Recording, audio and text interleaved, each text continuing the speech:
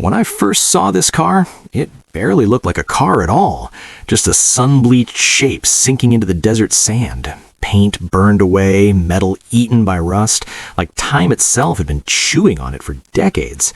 Standing there, you can almost feel the silence around it, and you start to wonder how something once so proud ends up forgotten like this. I moved closer and brushed my hand across the body, and a layer of dust slid off like powder.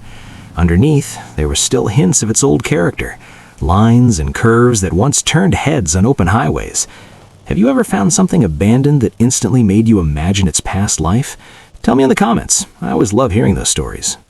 Cars like this remind me of weekends with my father, walking through old lots, dreaming about what we could bring back to life.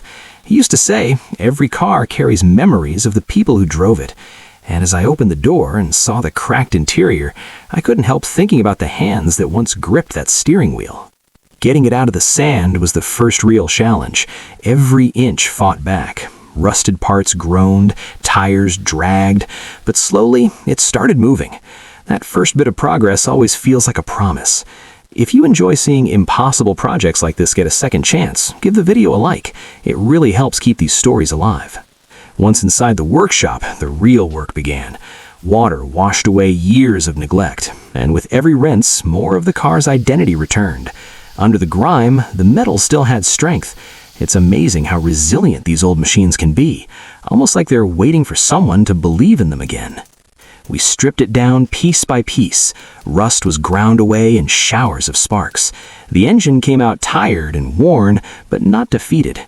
Cleaning each component felt almost meditative, slow, careful, respectful.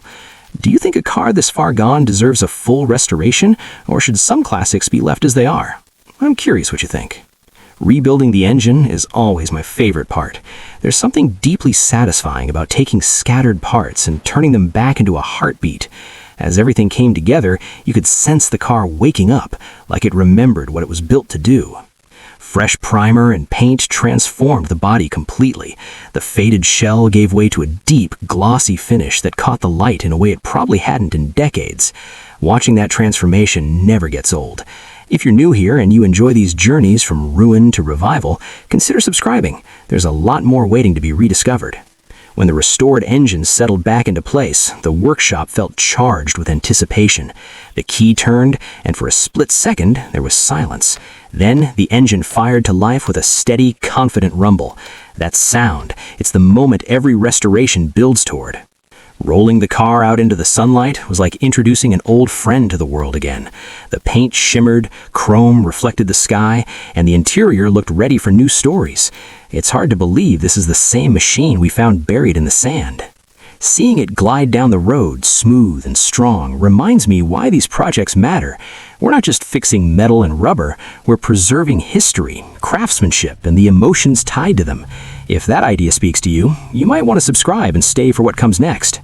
And this isn't the end of the journey. Somewhere out there, another forgotten vehicle is waiting, hidden under dust and silence, holding on to its last chance to run again. In the next story, we're tackling a rescue that's even more unexpected, and I can't wait to show you what we find.